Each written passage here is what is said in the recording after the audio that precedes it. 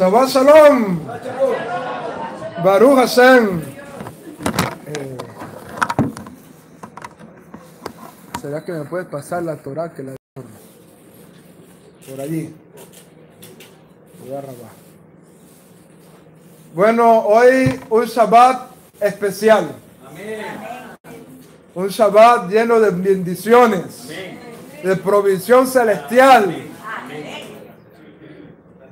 Antes de iniciar la enseñanza, vamos a decirnos los unos a los otros, Hazak, Hazak, Beni Hazak. ¿Ok? Dígalo conmigo. Hazak, Hazak, Beni Hazak. Hazak, Hazak, Beni Hazak. Esfuérzate, esfuérzate y sé fortalecido. Baruch Hashem. Bendito el Eterno. A ver, ¿por qué decimos esto de Hazak, Hazak, Beni Hazak? Porque hoy estamos terminando un libro de la Torah. Estamos finalizando el Sefer HaBereshit, el libro del inicio, del principio de la creación. ¿Ok? Y estamos culminando este precioso libro que es la base, el fundamento de lo que ahora la Torah va a empezar a desarrollar. ¿Sabes que había uno de los grandes exégetas de nuestro pueblo, conocido como Rashi, Rabbi Shlomo ben Yitzhaki? Él decía estas palabras: si la Torah son instrucciones, oye lo que significa Torah. ¿Qué significa Torah? Instrucciones, mandamientos. ¿Por qué la Torah comienza en Bereshit? Si en Bereshit no hay instrucciones, no hay mandamientos en Bereshit. Hay relatos, historias, pero instrucciones no hay. Entonces Rashi decía, ¿por qué la Torah comienza en Bereshit? Debería empezar la Torah en Shemot. Y ni siquiera en los primeros capítulos de Shemot, en Shemot capítulo 12, que es cuando se dan las primeras instrucciones, porque los primeros 12 capítulos de Shemot son relatos. Son relatos también.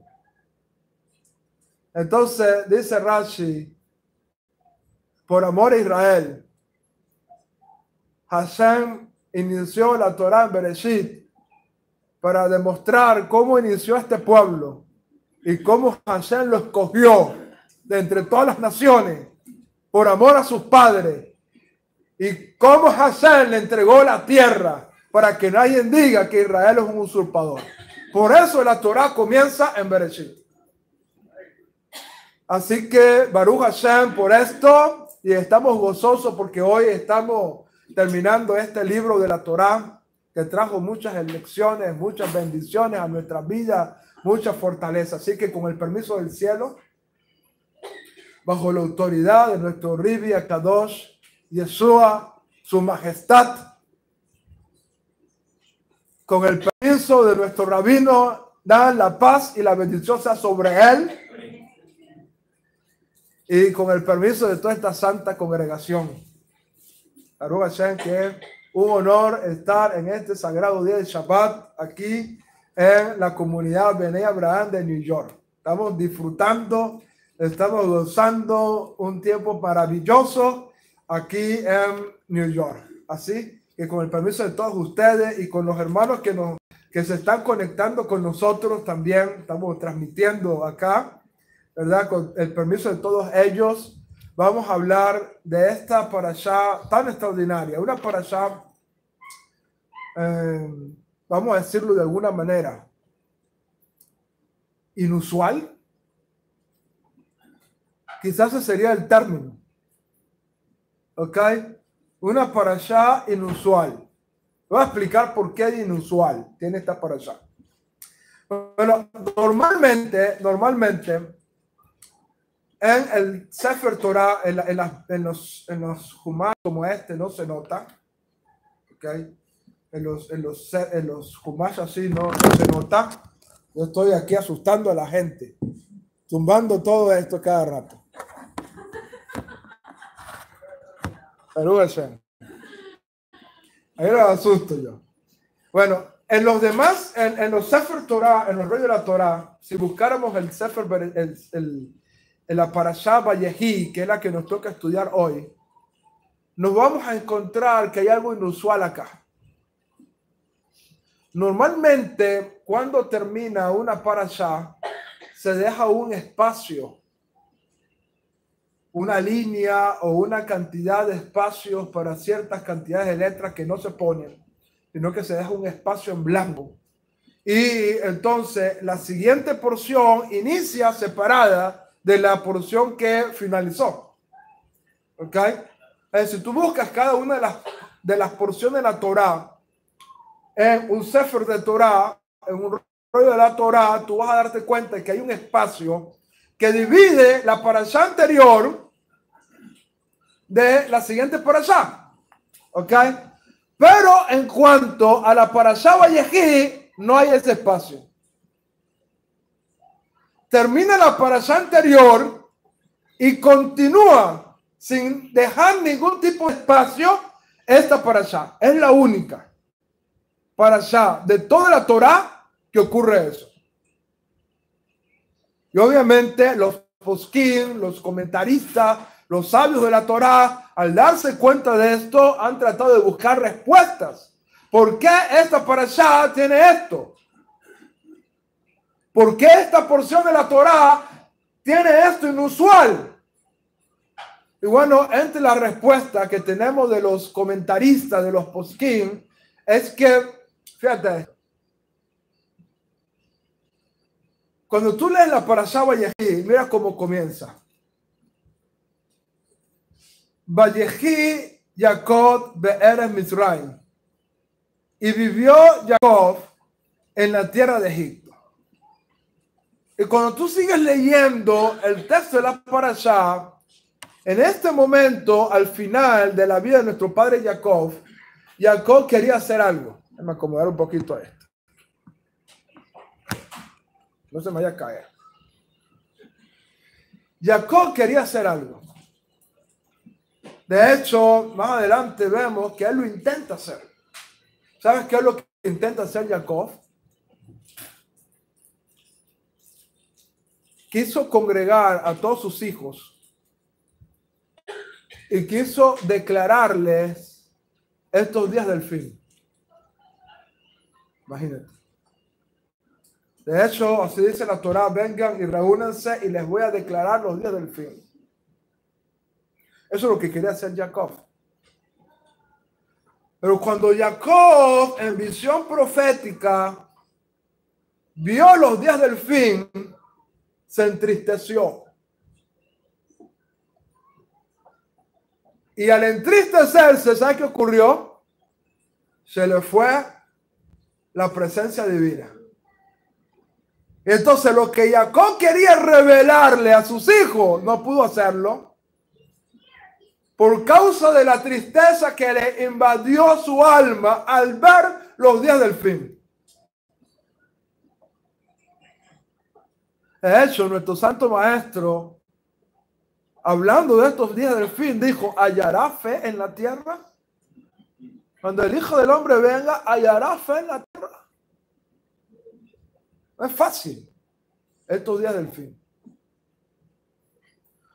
Jacob percibió eso en su visión profética para relatarlo a los hijos de Israel, y la presencia divina, ¡fum!, se le fue porque se entristeció. Y de allí entonces dicen los sabios que esta parashá Vayehi es una parashá cerrada, porque lo que quería revelar Jacob no logró revelarlo. Se selló, se cerró. No logró revelar lo que él deseaba en su corazón revelar a sus hijos.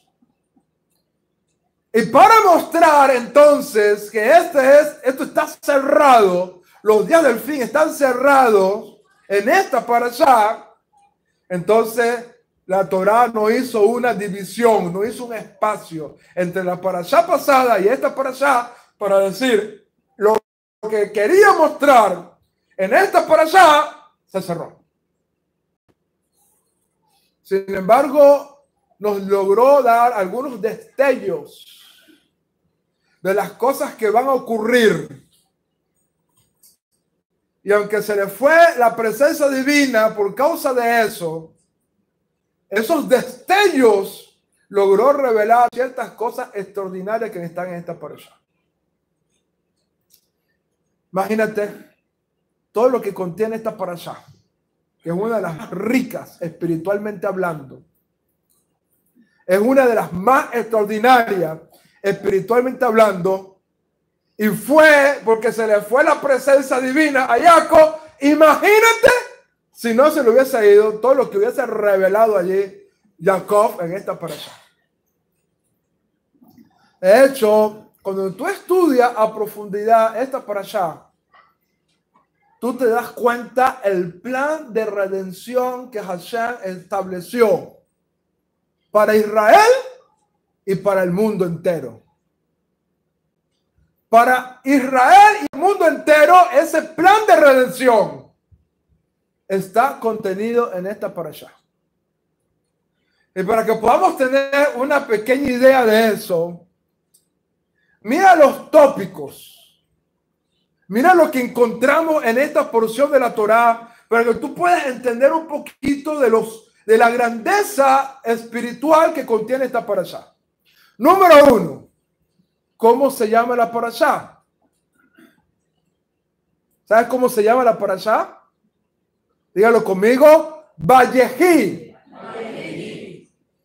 ¿Y qué significa el término Vayehi? Y vivió. Viene de la palabra Hay, cuando decimos Leheim. Pero Vayehi significa y vivió. Viene de Hay. Vayehi Jacob, y vivió Jacob. Pero esta parashá que habla de la vida, nos habla realmente de la muerte de 4 tzadikim extraordinarios. En la parashá se narra la muerte de Jacob. Más adelante se narra la muerte de Yosef Hasadik. En la porción de los profetas, en la Haftará, se narra la muerte de David Hamelech. Y en nuestro código real se habla de la muerte de nuestro santo maestro Yeshua. ¿Cómo es posible que una parashá que se llame vida haya tantas muertes? Pero Saúl lo dice de esta manera: sorbida es la muerte en victoria.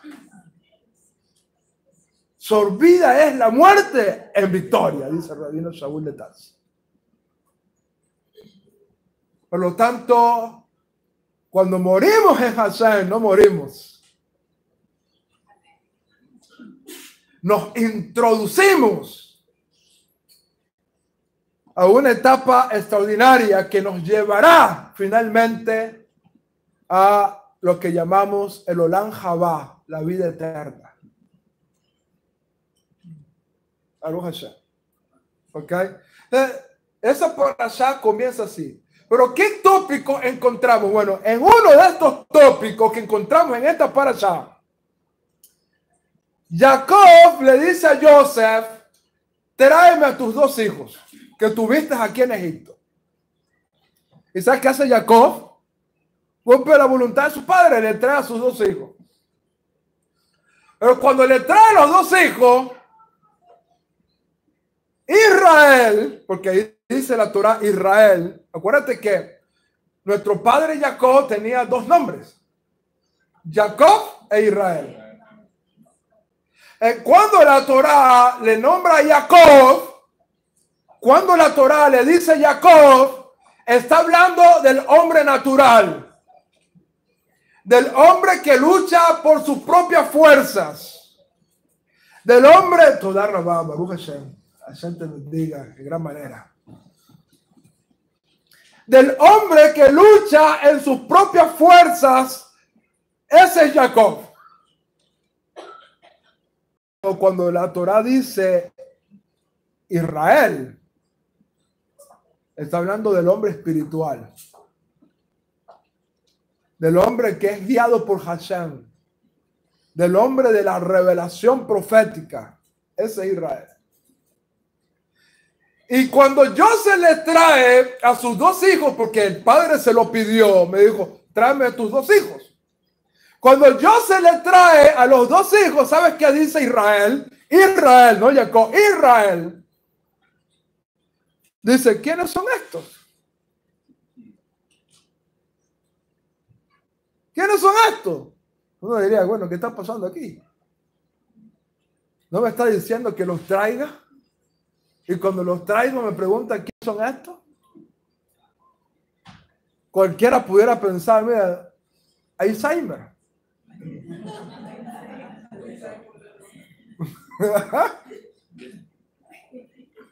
Está sufriendo el hombre de esta terrible enfermedad y le hubiese dicho, papá, tranquilo, no te preocupes. Pero cuando la Torah nos dice que Israel dijo, ¿quiénes son estos? No es un hombre que sufre Alzheimer. Le está diciendo un hombre espiritual. ¿Quiénes son estos? Mira, esta misma pregunta la podemos encontrar en dos ocasiones en toda la Biblia.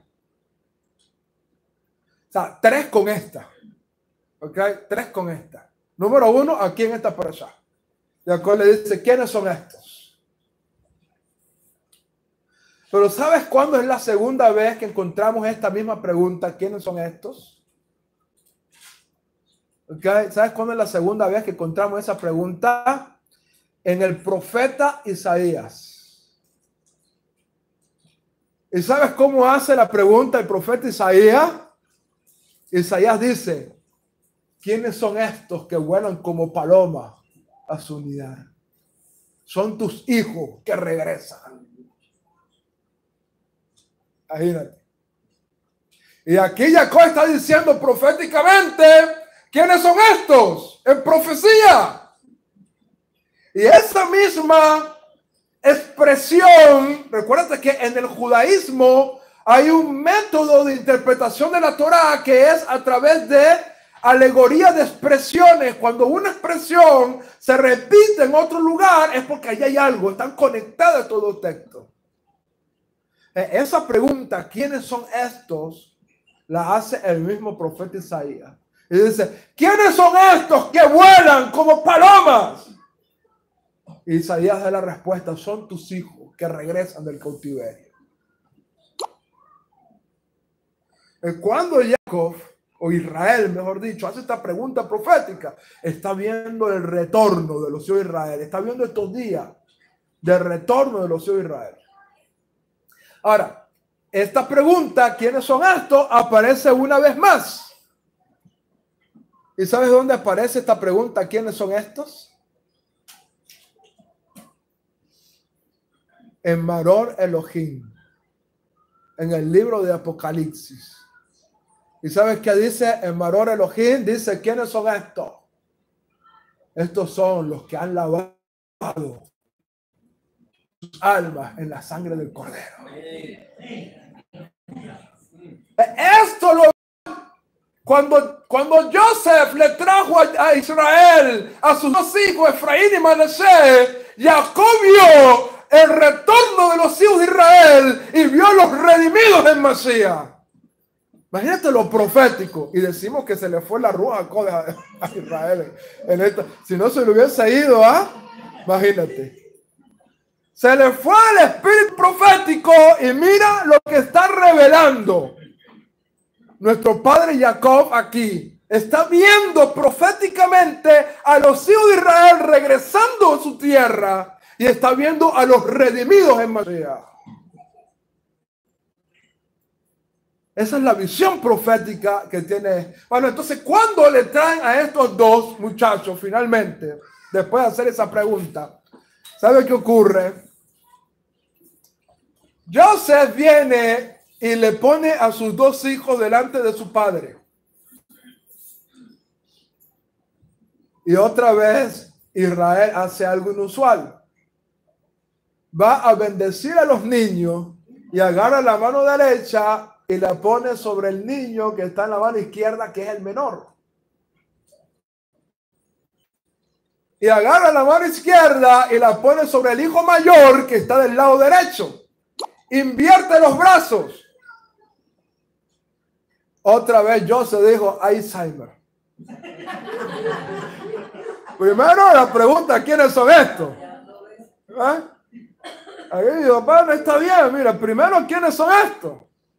Y ahora los traigo a los hijos, los pongo allí, los va a bendecir y cruza los brazos. Mi papá no está bien. Joseph dijo, mi papá no está bien en este momento. Claro que no está bien. Está extraordinario, está conectado con la profecía. Está conectado con la revelación del cielo. Entonces, en ese mover, en ese momento, cuando, mira, déjame decirte algo, cuando un sádic, cuando un hombre de una altura espiritual hace cosas que en tu parecer son extrañas, tiene un propósito. Eso tú tienes que guardarlo en tu mente, en tu corazón. Un sádic, un hombre de una estatura espiritual, como estamos hablando aquí de estos sadiquín, las cosas que hacen, no las hacen por error. Las hacen guiados por Hashem. Lo que Jacob está haciendo aquí en su altura espiritual como Israel no es un error. Cualquiera dice, mira, Joseph pensó, esto es un error. Y trató de cambiar las manos y decirle, papá, así no. Pon tu mano derecha sobre él. Y la respuesta de Jacob fue, lo sé, hijo mío, lo sé. Lo sé, hijo mío, lo sé. Este también será grande, pero su hermano menor será más grande que él. Y de él saldrán multitud de naciones, saldrán de él. Jacob demostró que sus hechos aparentemente extraños, su pregunta extraña, ¿quiénes son estos? Y su actuar extraño demostró que eso era profético. Demostró que Hashem estaba guiándolo. Porque un sadid, un hombre de una estatura espiritual, las cosas que hace, aunque nosotros no la entendamos, las hace guiadas por Hashem. Y eso es una de las cosas extraordinarias que nos da esta parashá Vayahi en este día de Shabbat maravilloso. Pero ahí no termina la cosa. Bueno, bendice a estos niños. De hecho, de aquí sale esa bendición que declaramos a nuestros hijos cada Shabbat. Que el Eterno te haga como Efraín y Manashe. Aquí lo dice Jacob. Dice, así bendecirán a los hijos de Israel, que el Eterno te haga como Efraín y Manashe. Y eso viene de aquí. Y aquí también, en medio de todas estas bendiciones, viene una bendición muy bonita que cantamos. Se la enseñamos a nuestros niños. Cuando recitamos Shema en la noche, ¿verdad? Cuando recitamos Shema en la noche, después de recitar Shema y el Beahafta, la areja camoja, y el Beahafta es Adonai Elohei, que llamarás al Eterno tu Dios con todo tu corazón, con toda tu alma y con toda tu fuerza. Después de recitar todo ese texto, a los niños le enseñamos una canción antes de dormir. Y está aquí en esta parasha. Dice, Hamala Hago Eloti, Hamala Hago Eloti Mikol Ra, Yevarejeja Enari, Vayikra Bejen Sheimi, Beshen Abotai, Abraham Beyiksa, Vayigdularov, Bekerejares. Esa la cantamos al momento en que los niños van a dormir después de recitar Shema. Y esa bendición está aquí en esta parashá, cuando Jacob dice, déjame ver si la consigo rapidito. Dice, el ángel, Hamala Hagó Elotí, vamos a ver si la veo por aquí.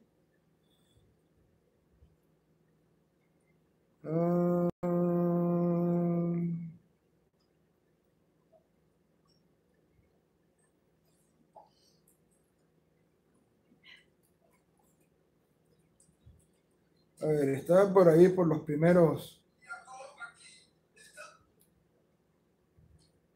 Aquí está, el versículo 16 de Bereshit, capítulo 48, verso 16, dice: el ángel que me libró de todo mal, jamás la jagó el ati mikol ra. El ángel que me libró de todo mal, bendiga a los muchachos y que sea en ellos llamados con el nombre mío y el nombre de mis padres Abraham, Isaac, y que se incrementen como los peces en la tierra. Eso es lo que dice esa canción. Hamala Hagoel Oti Mikol Ra. Ok, eso está aquí en esta parasha. Bueno, después que ocurre todo eso, ok, después que ocurre todo eso, que Jacob bendice a sus hijos, etcétera, etcétera, y les declara estas bendiciones, les muestra esto. Entonces ahora Jacob quiere buscar a todos sus hijos.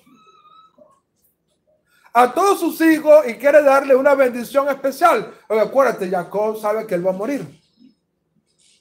Pero antes de morir, Jacob quiere bendecir a sus hijos. ¿Ok? Jacob reúne a todos sus hijos en ese momento y los va a bendecir, pero él les quiere declarar los días del fin. Dice versículo 1 del capítulo 49.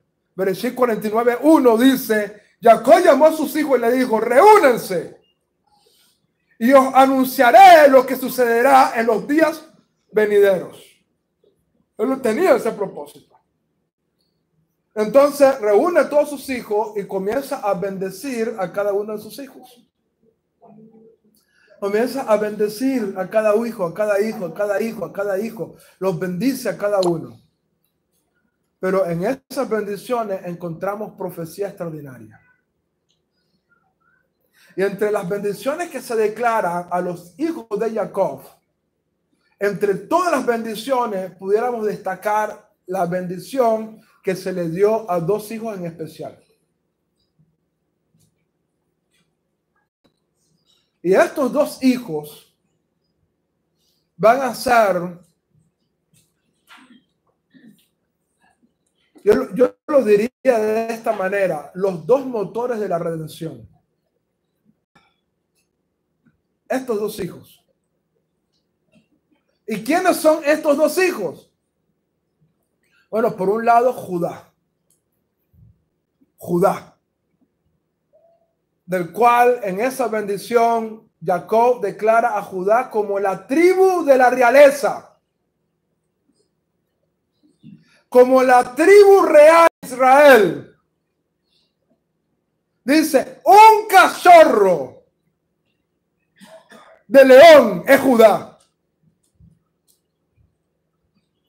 Y luego dice más adelante en la bendición que se le da a Judá, dice, el cetro no se quitará de Judá, ni la legislación de entre sus pies hasta que venga Shiloh. ¿Y quién es Shiloh? El Mashiach. No se va a quitar el cetro de Judá ni la legislación de entre sus pies hasta que venga Mashiach. Y de aquí se nos enseña que para que venga Mashiach tienen que ocurrir estas dos señales importantes. Judá tiene que perder el cetro y tiene que perder la legislación. Y cuando Judá no tenga ni el cetro ni la legislación, porque dice no se le va a quitar el cetro a Judá ni la legislación entre sus pies hasta que venga Shiloh, en el momento que venga Shiloh se le quita, lo pierde. Entonces, estas son dos señales para saber cuándo viene Mashiach. Ahora, la pregunta que tenemos que hacernos es, vamos a ver si sabemos. ¿Cuándo perdió el cetro Judá? ¿Cuándo perdió la dinastía? ¿Cuándo perdió Judá la monarquía? A ver, ¿quién me lo dice? ¿Cuándo? Cuando vino Roma, no, ya Judá no tenía legislación, no tenía cetro en ese momento. No tenía. Okay. Había un rey, pero era un rey que no venía de Judá. Acuérdense que quienes establecieron una dinastía, ¿quiénes fueron? Los macabeos, los hasmoneos. Después de Hanukkah, ellos establecieron una dinastía, pero los macabeos no eran de Judá, eran de Leví. Era una dinastía, era una monarquía no kosher desde el punto de vista de la Torá. Hubo una usurpación de poder allí. Entonces, ¿cuándo perdió Judá? ¿Cuándo perdió Judá la monarquía? ¿Sabes cuándo la perdió? En los días del exilio babilónico. Después que fuimos llevados a Babilonia y estuvimos 70 años allá en Babilonia y retornamos a Babilonia, nunca más se estableció una dinastía monárquica de David. 300 años antes de Yeshua perdimos la monarquía. Pero quedó el cetro. Perdón, quedó la legislación. Perdimos el cetro, pero quedó ¿qué cosa? La legislación.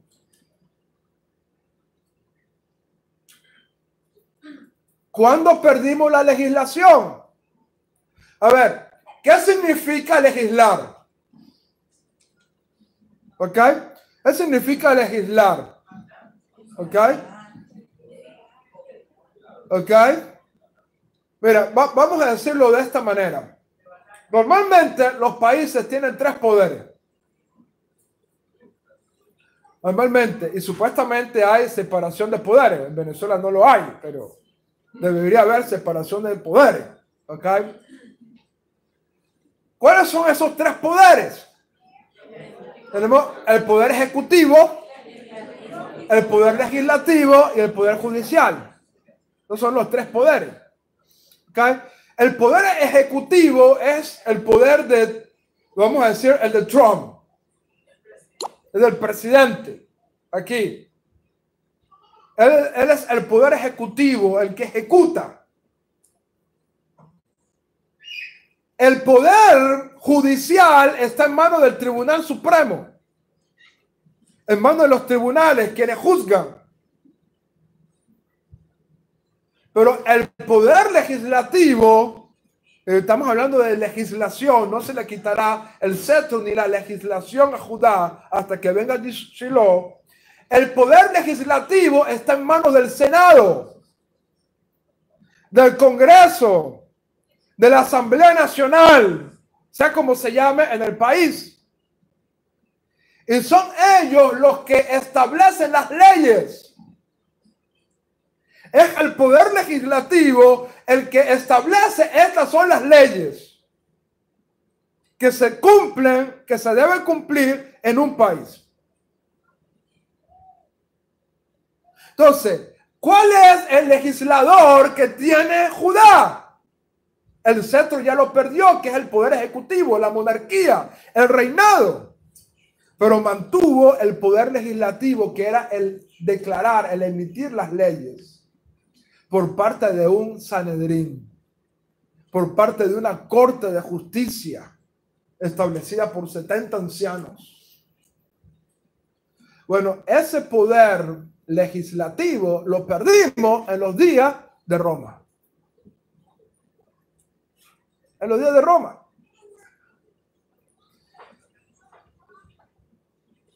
Para poder sentenciar a alguien a muerte, tenían que pedirle permiso a Roma. No podían hacerlo ellos. Porque había una ocupación. El poder legislativo que se mantuvo hasta los días de Roma se pierde en la época del Segundo Templo. Y dice Jacob, no se le quitará ni el cetro ni la legislación hasta que venga Shiloh. Es decir, en ese momento, cuando perdemos lo único que nos quedaba, tenía que venir Mashiach. ¿Qué quiere decir esto? Que si Mashiach no vino, y esto tienes que entenderlo tú bien, si Mashiach no vino en ese momento, cuando perdimos la legislación, es difícil que Mashiach venga, por lo menos proféticamente hablando, no puede venir Mashiach. Proféticamente hablando, desde el punto de vista del requerimiento de la profecía. Porque las dos señales que tenían que darse en el momento ocurrió en un punto histórico. Y ese punto histórico pasó. Desde el punto de vista de las escrituras, Mashiach tuvo que venir. Y si no vino, entonces no hay Mashiach para Israel. Obviamente, sabemos que el judaísmo rabínico se basa más en el Talmud que en las escrituras.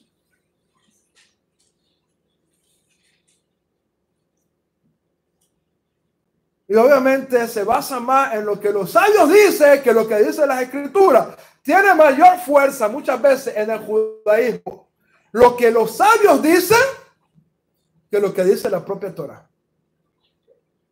Eso es así. Eso tú tienes que entenderlo. En el judaísmo, los sabios lograron tomar el control del judaísmo a tal punto de que ellos son los que dicen y no a la Torah. Eso, hay un gran profesor. Mira, imagínate esto, hay un video en YouTube. Yo se lo recomiendo a la gente para que podamos abrir nuestra visión y nuestro entendimiento. Hay un profesor en YouTube que se llama Avigdor. Es nada más y nada menos que el catedrático de la Universidad Hebrea de Jerusalén. Avigdor se llama él. No me acuerdo el apellido. El catedrático de la Universidad Hebrea de Jerusalén en la materia del judaísmo del segundo templo hasta el siglo X. Todo ese es su rama. ¿Ok? Y es el catedrático. ¿Qué quiere decir esto? Que él maneja la cátedra, él maneja... ¿Entiendes? No lo está diciendo cualquier persona, lo está diciendo el de la cátedra de la universidad más importante de Israel, que es la Universidad de Jerusalén. Que lo diga cualquier otra persona no tiene el peso que lo diga un catedrático. Imagínate que un catedrático de la Universidad de Harvard diga algo, eso tiene peso. Pero no está diciendo cualquiera. Lo está diciendo el encargado de la cátedra de esa materia. Y él reconoce, y él es judío, y él reconoce que el judaísmo está más basado en el Talmud que en la propia Torah.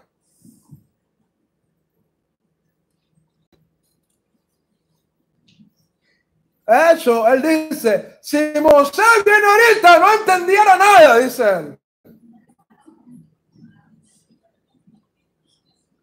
No entendí nada. ¿Por qué están haciendo ustedes eso? No, porque lo mandó Moisés. ¿Cuándo lo mandé yo? Diría Moisés, ¿cuándo lo mandé yo? Yo no mandé nada de eso. Entonces, en el tema de Mashiach, esto toma relevancia. Porque al pueblo judío le importa más en el tema de Mashiach lo que dicen los sabios a lo que dice la Torah y los profetas.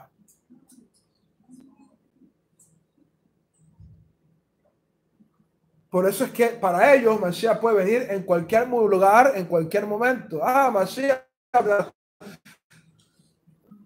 nació en Rusia, no importa. No importa que nació en Rusia.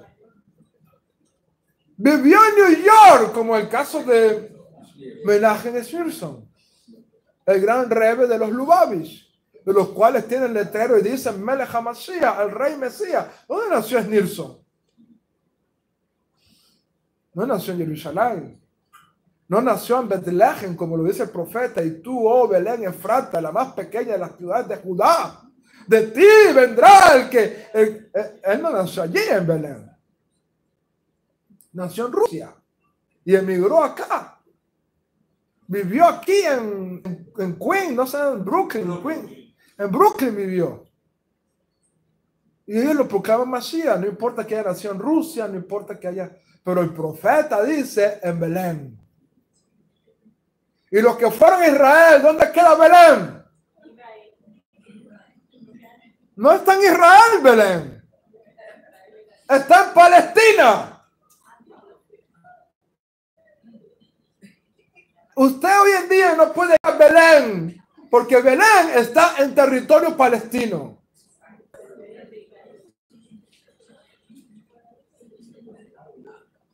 De hecho, una de las cosas que hizo Chávez fue quitar la embajada de Venezuela en Tel Aviv y la colocó en Belén.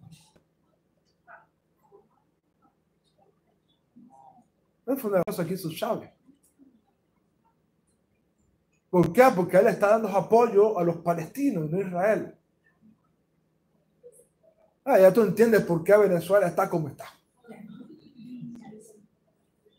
Yo tengo amigos judíos que viven en Israel, que son venezolanos y que de vez en cuando necesitan hacer alguna diligencia, como los venezolanos que viven aquí, que no tenemos ni consulado ni embajada.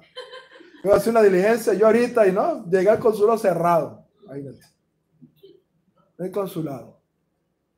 Y ellos para poder hacer una diligencia tienen que ir a Belén cuando necesitan hacer una diligencia en el consulado de su país. Porque lo pusieron allá. ¿Ok? Entonces, ¿cómo van a hacer Mashiach en Belén cuando ningún judío se le ocurriría vivir en Belén? Por el territorio palestino. Imagínate vivir en un territorio donde gobierna Hamas. ¿Qué judío va a decir, me voy a ir a vivir a Belén para tener un hijo allá en un territorio donde el gobierno es Hamas? Ningún judío lo hace. ¿Cómo van a hacer Mashiach en Belén?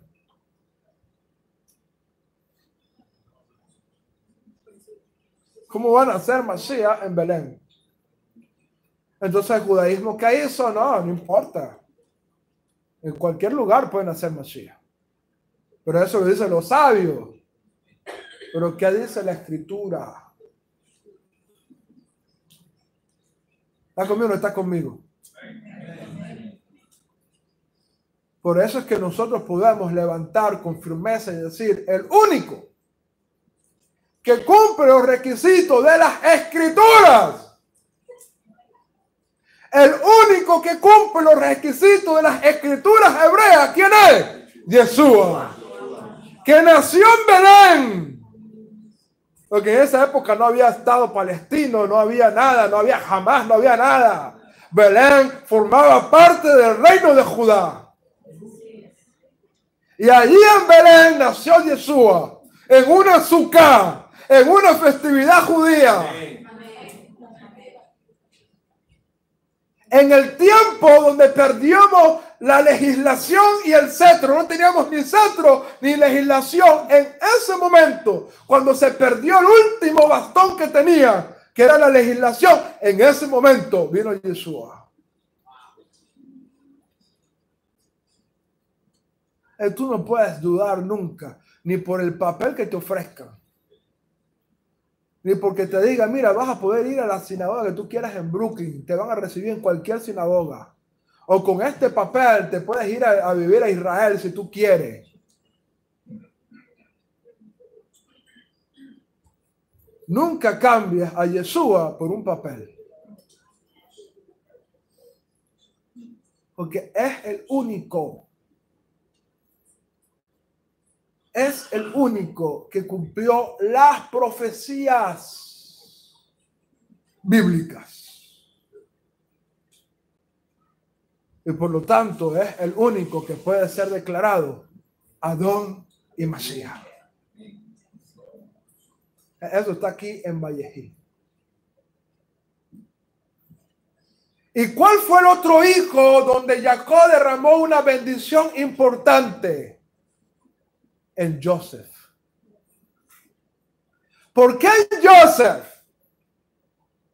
Porque Joseph ahora iba a tomar el rol del primogénito de la familia. Porque la primogenitura la perdió Rubén. Y entonces, con otro primogénito que tenía Jacob, era Joseph, porque era el primogénito de Raquel. Entonces, la primogenitura que pierde Rubén, la agarra Joseph. Ahora, tú tienes que entender qué cosa es primogenitura. ¿Ok? De hecho, tenemos un mandamiento que se llama hoy en día Pidyon Haben. Es un mandamiento que se cumple hoy en día. Tú tienes que saber cómo puedes cumplir tu mandamiento de Pidyon Haben.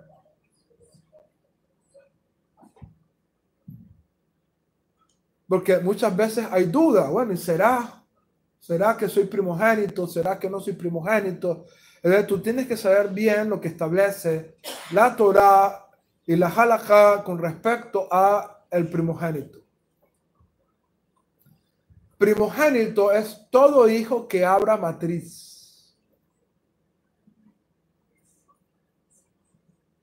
¿Qué quiere decir esto? Que si el hijo nació por cesárea, no es primogénito. Será el primer hijo, pero primogénito no es.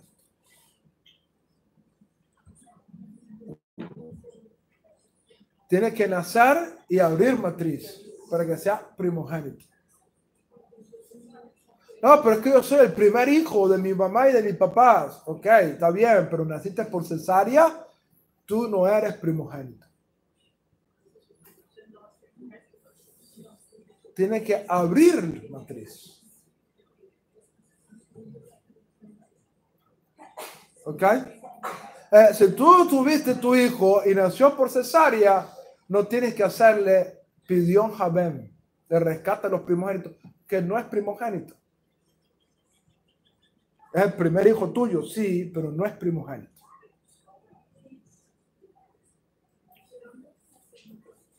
Como Jacob tuvo varias mujeres, como Jacob tuvo varias esposas, varias mujeres, entonces el primogénito de Jacob por la vía de Lea, y que fue además su primer hijo, el principio de su vigor fue Rubén, porque abrió matriz y fue el primer hijo de Lea, abrió la matriz de Lea. Ese era su primogénito y era su primer hijo. Pero él fue desechado por lo que ocurrió con la sierva. Hay muchas interpretaciones ahí. No voy a entrar ahorita en detalle de eso. Entonces, al perder la primogenitura Rubén, entonces esa primogenitura tiene que ir a otro hijo de Jacob que sea primogénito. Es decir, que haya roto matriz. Ningún hijo de Lea califica, porque ya Rubén la rompió y los demás no pudieron romper matriz, ya nacen. ¿Ok? Entonces tiene que ser el hijo de otra de las esposas, y en este caso, la otra que tiene el rango de esposa, ¿quién es? Raquel, porque las demás eran concubinas. Entonces, ¿cuál fue el primogénito de Raquel que rompió la matriz de Raquel cuando nace? Joseph. Y por lo tanto, Joseph cumple los requisitos para ser primogénito de Jacob.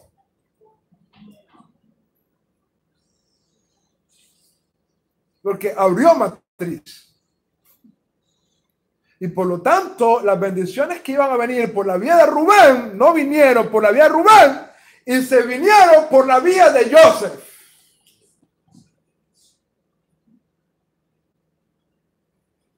Y entonces en esas bendiciones viene una bendición que venía rodando de los días de Abraham.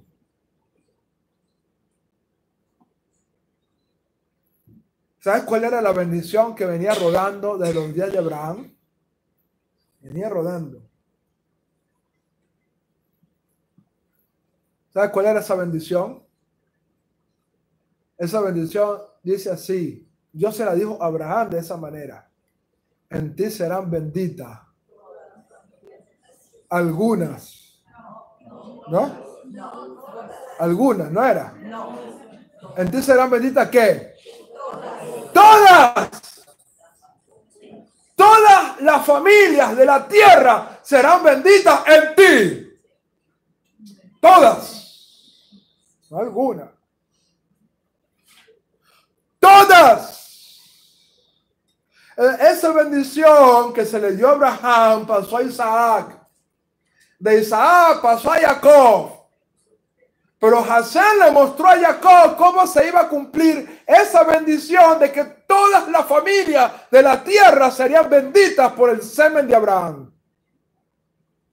Porque tu simiente semen. ¿Cómo se iba a cumplir esa bendición de que en tu semen serían benditas todas las familias de la tierra? Jacob recibió mayor revelación que la que recibió Isaac y que la que recibió Abraham. ¿Y sabes cómo fue la revelación que recibió Jacob? De cómo se iba a cumplir esa profecía. De ti saldrán multitud de naciones. Tu descendencia, Jacob, va a formar naciones y naciones y naciones. Yo te estoy llamando no solamente para que formes una nación Israel, sino que esa nación de Israel va a formar naciones y naciones y naciones. ¿Por qué? Porque se van a mezclar y el ADN, el semen de Abraham va a llegar a todas las familias de la tierra. ¿Y cómo ocurrió eso principalmente? Bueno, principalmente con las 10 tribus perdidas que se perdieron y se mezclaron con todas las naciones. Pero eso no bastó, parece. Porque el mismo pueblo judío que se mantuvo se ha mezclado también con todas las naciones del mundo. Y es por eso que tú tienes apellidos sefarditas. Apellidos de judíos sefarditas tú tienes. Porque Dios agarró también a Judá, y aunque no hizo que Judá perdiera la identidad, hizo que Judá se mezclara, y hasta el día de hoy se está mezclando. ¿Cuántos judíos?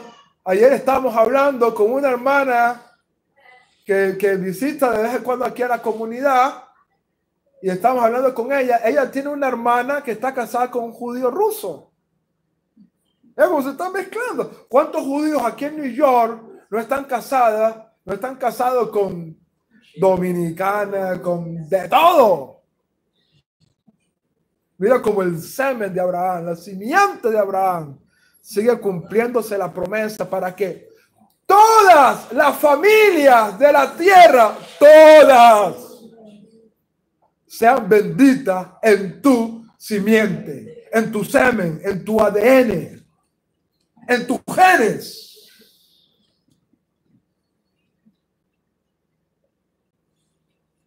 Es difícil que alguien hoy en día no tenga algo del ADN de Abraham. Es difícil. Es difícil. ¿Por qué? Porque Joseph, Efraín, las 10 tribus perdidas iban a formar Melo Hagoim, multitud de naciones. Y después Judá iba a ser exilado y se iba a ir mezclando y mezclando y mezclando.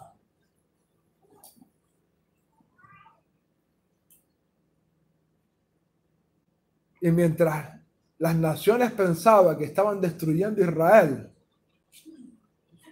Hashem le estaba multiplicando. Vamos a acabar con Israel.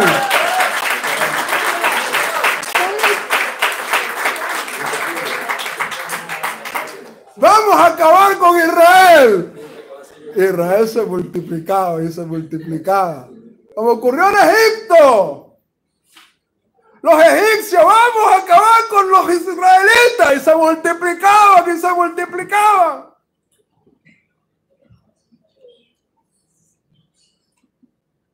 Entonces, el ADN de Abraham, por esa promesa que ahora la recibe Joseph. Joseph, la cabeza de las 10 tribus perdidas de la casa de Israel, cumplirían el rol de llenar a la tierra de la simiente de Abraham. Todas las familias de la tierra serán benditas en ti, en tu simiente.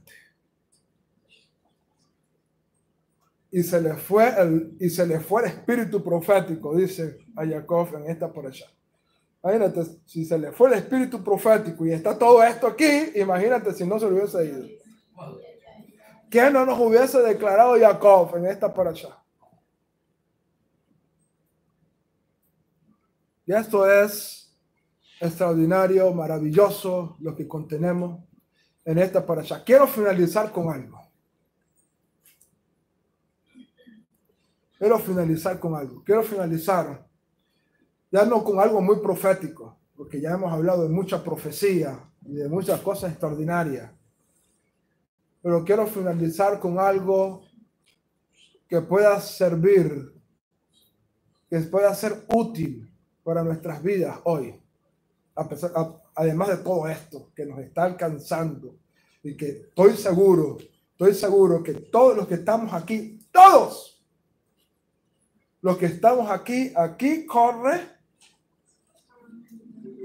la simiente de Abraham. Amén. Aquí corre. Estoy seguro. A ver lo que prometió. Estoy seguro. Y no solamente aquí, fuera. Ve lo que le dijo Hashem a Oseas. Es tremendo lo que Hashem dijo a Oseas. Capítulo 1 de Oseas, tú te lo lees. Después que Dios le dice a Oseas que le diga a la casa de Israel, al reino del norte, te voy a esparcir, tú no eres mi pueblo, yo no soy tu Dios, no voy a tener misericordia de ti, te voy a esparcir por todos lados, no quiero saber nada de ti. Después el profeta Oseas dice, y con todo y esto, será el número de los hijos de Israel como la arena del mar, que no se puede medir ni contar. Y cuando ocurra eso, cuando los hijos de Israel sean como la arena del mar, que no se puede medir ni contar, vendrá la restauración. Eso es lo que está ocurriendo ahorita. Somos como la arena del mar. Y allá afuera de estas puertas hay cientos y millones y millones y millones de personas que tienen el ADN de Abraham Avinu en sus venas corriendo. Por eso que si hay un mover que tiene todo para crecer, es este mover de las raíces hebreas de la fe. Porque la palabra de restauración profética que hay es solamente tenemos que hacer nuestra parte en ese trabajo, como nos ha enseñado nuestro rabino, buscar a las ovejas perdidas de la casa de Israel. Hay que buscarlas. Hay millones afuera. Pero quiero dejarte algo en esta parashá de manera importante para tu vida. Vayehi Jacob nos enseña que la vida espiritual es importante en cada uno de nosotros. Y que para poder estar conectados con Dios, para poder estar conectados con la profecía, para poder estar conectados con la fuente de la vida, necesitamos alejarnos de toda tristeza, necesitamos alejarnos de todo dolor, de todo odio, de toda cualidad negativa que pueda tomar tu corazón. Porque eso aleja la presencia divina de ti. Frente a todas las circunstancias que ocurran, tú decides. Las circunstancias no deciden por ti, tú decides. amar u odiar, creer o no creer. No son las circunstancias, eres tú el que decide cómo enfrentar las circunstancias. Cuando Moshe envió 2 espías, los 12 vieron lo mismo. Lo mismo. No fue que a uno lo llevaron para Manhattan y a otro lo llevaron para el Bronx, ahí. No. Al mismo lugar, todos vieron lo mismo. La misma tierra, la misma gente, todos vieron lo mismo. Unos decidieron creer, otros decidieron no creer.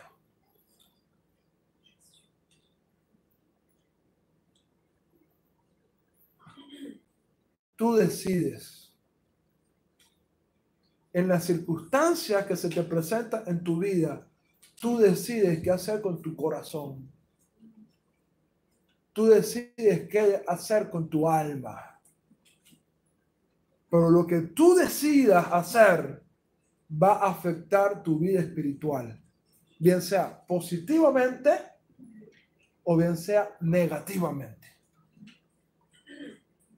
Si tú decides lo positivo, vendrán bendiciones a tu vida porque decidiste.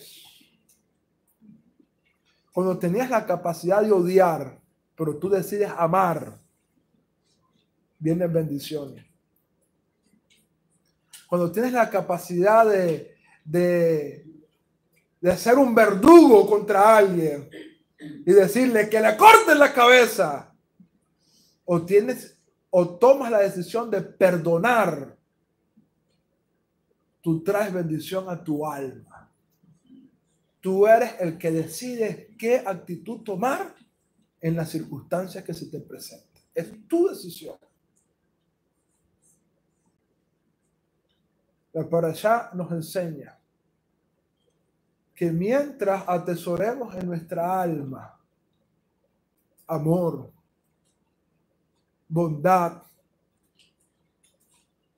misericordia, perdón, etcétera, etcétera, mientras desarrollemos en nuestras almas cualidades positivas, vendrá bendición a nuestras vidas.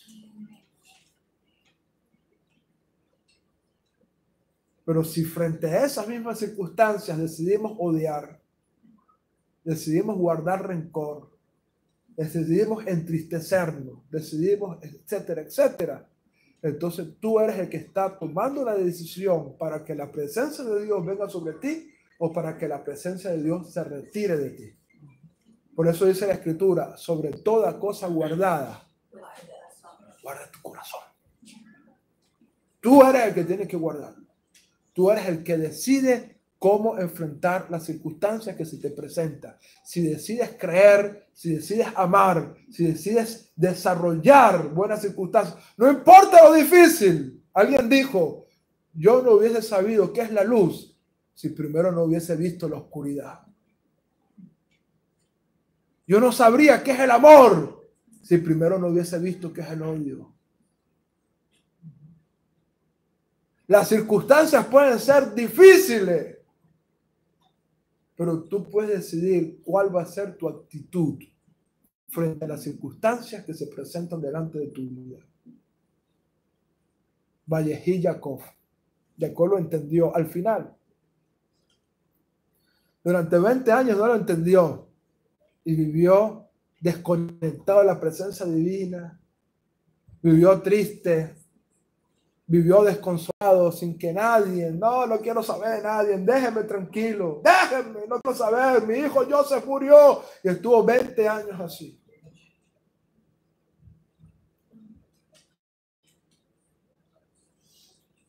Pero cuando Jacob supo que su hijo vivía, Vallejí Jacob, su espíritu revivió. La presencia divina volvió a él. Él pudo haber estado conectado con la presencia divina todo ese tiempo, pero él no quiso. Él dijo, no quiero que me consuelen, no quiero esto, no quiero, déjenme. Él decidió la tristeza, él decidió la depresión, él decidió, bueno, Jesús lo dejó tranquilo. Pero la única manera que pueda venir el espíritu de profecía, la única manera que pueda venir el espíritu de revelación, la única manera que puedas estar conectado con Dios de una manera extraordinaria, que la vivas, que la experimentes, es cuando vives con bondad, con amor, con alegría, no importando las circunstancias que estén delante de ti. Como dice, aunque un gigante esté contra mí, no temeré.